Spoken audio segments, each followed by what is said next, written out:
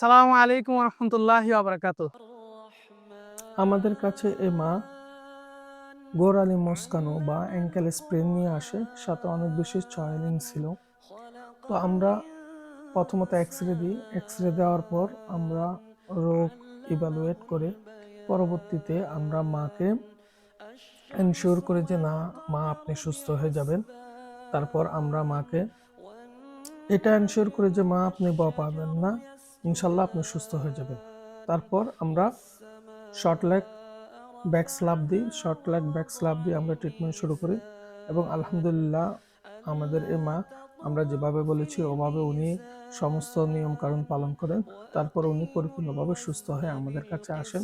আমরা পরবর্তীতে আরেকটি ভিডিও দেখাবো, যে ভিডিওতে উনি সুস্থ হওয়ার পর আলহামদুলিল্লাহ আগের মতো যেভাবে হাঁটাচলা করতেছেন এবং আমাকে যে দোয়া দিচ্ছেন, সে ভিডিও নিয়ে ইনশাল্লাহ আমি পরবর্তী একটা ভিডিও করব।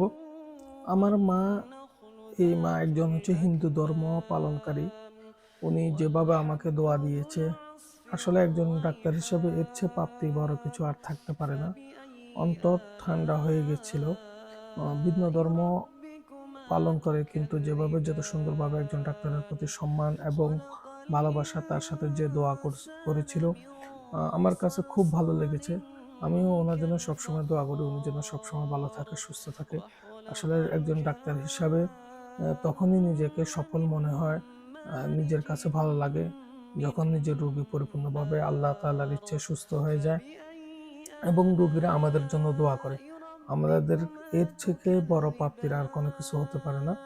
তো দোয়া করি উনি যেন সুস্থ জীবনযাপন করে। আর আপনাদের কাছেও এই জিনিসটা বলবো, সব সময় হার্টের কোনো রোগ হলে বা কোনো প্রকার ফ্র্যাকচার হলে সেক্ষেত্রে দেরি না করে একজন রেজিস্টার ডক্টরকে দেখাবেন। তারপর উনি প্রপার ডায়াগনোসিস করে পরবর্তী ট্রিটমেন্ট প্ল্যান সাজাবে। এতে দ্রুততার সাথে যে কোনো রোগী সুস্থ হওয়া সম্ভব। সবার জন্য আমি সবসময় শুভকামনা। অন্যদিন অন্য কোনো গুরুত্বপূর্ণ বিষয় নিয়ে আলোচনা হবে। সে পর্যন্ত সবাই ভালো থাকবেন, সুস্থ থাকবেন। আসসালামু আলাইকুম ওয়া রাহমাতুল্লাহ।